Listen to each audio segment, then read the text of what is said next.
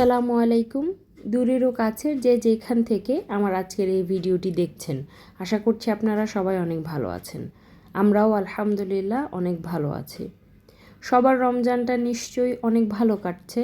দেখতে দেখতে কিন্তু রমজান প্রায় শেষের দিকে। দিনের শুরু থেকেই নর্মালি ভিডিও শুরু করি, তো আজকে ভাবলাম একটু অন্যরকমভাবে ইফতারের টাইম থেকে ভিডিওটা শুরু করা যাক, সেহরি পর্যন্ত করব। তো ইনশাল্লাহ দেখা যাক কি রেজাল্ট বের হয়।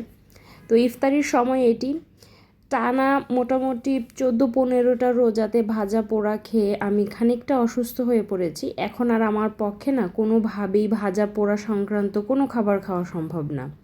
শুধু যে আমি খেতে পারছি না তা নয়, পরিবারের সবাই মোটামুটি ফেড আপ হয়ে গিয়েছে। বিশেষ করে ভাগ্নি বলছিল যে মামি, আমাদের ভাজা পোড়াটা একটু কমিয়ে আমরা অন্য কোনো খাবার কি খেতে পারি।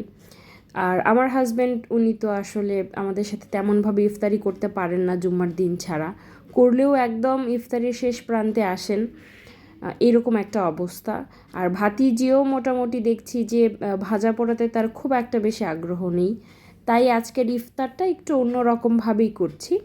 চিড়া ভিজিয়ে রেখেছিলাম আমি দুধ দিয়ে, তো সেই চিড়া, মিষ্টি দই, কলা, খেজুর এগুলো দিয়েই আমরা মোটামুটি আজকের ইফতারটা সেরে নেব।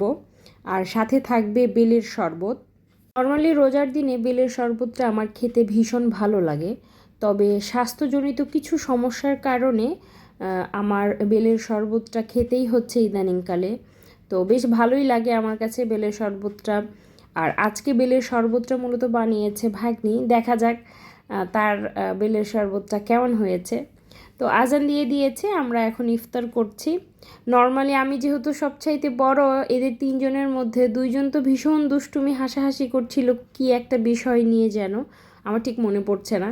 আর আমি একটু রাগ করছিলাম যে তোমরা ইফতারটাকে সেরে নাও, তারপরে যত কথা গল্প রয়েছে সেগুলো করবে। তো ইফতার আলহামদুলিল্লাহ আমরা করেছি, এখন তো টেবিলটা পরিষ্কার করবার পালা। আর ইফতারির পর নামাজ পড়ে আমি সব সময় অপেক্ষা করি কতক্ষণে আমি রান্নাঘরে যেয়ে আসলে চা বানাবো।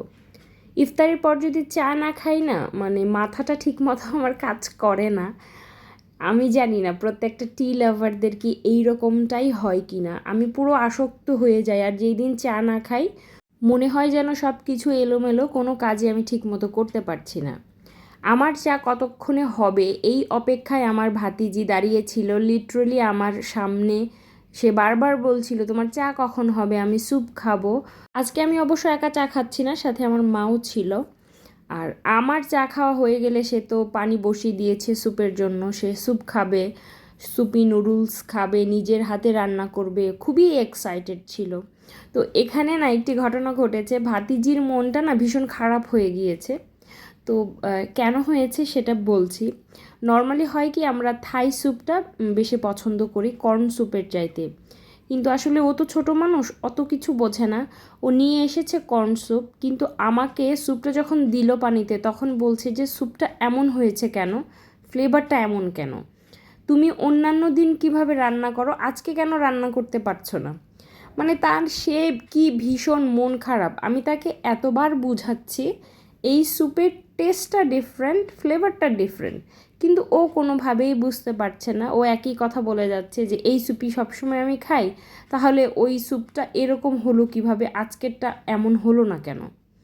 আমি ওকে বোঝাতে ব্যর্থ হয়েছি যে আসলে ওটা থাই স্যুপ ছিল আর এটা কর্ন স্যুপ, দুইটার টেস্ট ডিফারেন্ট হবে, এটা খুব স্বাভাবিক। তো যাই হোক, স্যুপটা যদিও প্রথম এসে খাওয়ার জন্য খুব মনক্ষুণ্ণ হয়ে খাচ্ছিল, খাওয়ার পর মোটামুটি সে বুঝতে পেরেছে যে না, স্যুপটার টেস্ট হয়েছে, ফ্লেভার যেমনই হোক।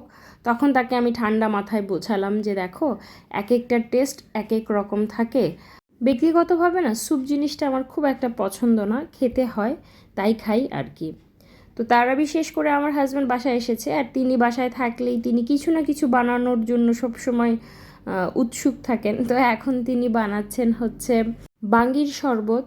একটুখানি বাঙ্গি সেটা পড়ে রয়েছে সে কবে থেকে, তো বলছিলাম যে হয় সেটাকে জুস বানিয়ে খেয়ে ফেলো, আদারওয়াইজ এটা ফেলে দিতে হবে কিন্তু। তার কারণ হচ্ছে খাওয়া হচ্ছে না, তো সে তারাবি পড়ে এসেই সেটার জুস করে ফেললো। আমাকে কিন্তু এক্সাইটেড হয়ে বলছিল যে তোমার হাতে জুসের চাইতে আমারটা বেশি মজা হয়। রাতের খাবার দাবার শেষ করেছি আলহামদুলিল্লাহ, এখন তো শুয়ে পড়বার পালা। হাজব্যান্ড অলরেডি শুয়ে পড়েছে, ভাগ্নিও এখন শুয়ে পড়বে।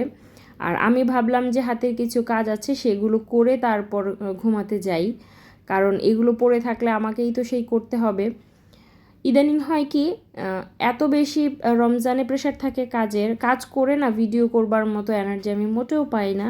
টুকটাক মেহমানদারি, বাবার বাড়ি, শ্বশুর বাড়ি সব জায়গাতেই করা হয়েছে, সেগুলোর তো ভিডিও ধারণ করা হয়নি, কারণ কাজ করে আবার ভিডিও করে না আমি কুলিয়ে উঠছিলাম না। আর তাছাড়া আমার কাছে খুব বেশি অস্বস্তিকর লাগে যখন আমার এই ভিডিওটাকে কেন্দ্র করে কেউ অস্বস্তি বোধ করে। আমি মোটেও এটা চাই না যে আসলে আমার বাসায় আমার মেহমানরা এসে অস্বস্তি বোধ করুক। তারা একটু ফ্লেক্সিবিলিটির সাথে থাকবে, খুব কমফোর্টেবল হবে আমার বাসাটা কারোর জন্য, এটাই আমি এক্সপেক্ট করি। যার কারণে আর ভিডিও ধারণ করা হয়নি, তবে বেশ কিছু পরবর্তী কাজ ছিল মেহমানদারির, সেইগুলোই মূলত করছি এখন। এই তো থালা বাসনগুলো রাখা হয়ে গেলে মোটামুটি আমার এক ধাপের কাজ শেষ হয়ে যাবে, এটা করে আমি শান্তিতে ঘুমাতে পারবো। আর আমার হয় কি, যেই কাজটা আমার করা উচিত সেটা না করে আমি কোনোভাবেই ঘুমাতে পারি না, এটা আমার অনেক বিশাল একটা সমস্যা। ঘুমাতে গেলেও মনে হয় যে ওই কাজটা কেন শেষ করলাম না, ওইটা আমার করা উচিত ছিল, আমার কাজটা রয়ে গেল, এখন কি হবে, এই জিনিসগুলো না রাখলে আবার তো সেই ময়লা হয়ে যাবে, মানে নানানবিধ সমস্যা। আমার মনে হয় ম্যাক্সিমাম গৃহিণীদের এই একটাই প্রবলেম। এখনকার যে চিত্র, এটা কিন্তু সেহরির চিত্রটা দেখছেন আপনারা। তো আমি চেষ্টা করেছি, কখনোই না এই রিস্কটা আমি নেইনি যে রমজানে আসলে ইফতার থেকে সেহরি পর্যন্ত ভিডিও করব। তো আজকে করতে পেরেছি, এটা সম্পূর্ণ হয়েছে। এটা দেখে যেমন ভালো লাগছে, ভিডিও এডিট করতে যে ভীষণ ভালো লাগছে যে না আমি পেরেছি। কারণ নর্মালি হয় কি, সেহরিতে এত তাড়াহুড়া থাকে, সাজিয়ে গুছিয়ে নিজের মতো করে একটু ভিডিও করবার মতো সময় থাকে না। তবে আজকে আমি আর হাজব্যান্ড সেহরি করব। আর খাবারের আইটেমে খুব আহামরি কিছু থাকছে না, খুবই সাধারণ খাবার। ভাত থাকছে, সাথে থাকছে ডিম ভাজি, আর তার সাথে অবশ্য একটি বিশেষ জিনিস থাকছে। আমার ভাইয়া তার পরিচিত একজনের আসলে দাওয়াত রক্ষার্থে গিয়েছিল একটি জায়গায়, সেখান থেকে আসার সময় আমার জন্য চ্যাপা শুটকি নিয়ে এসেছে।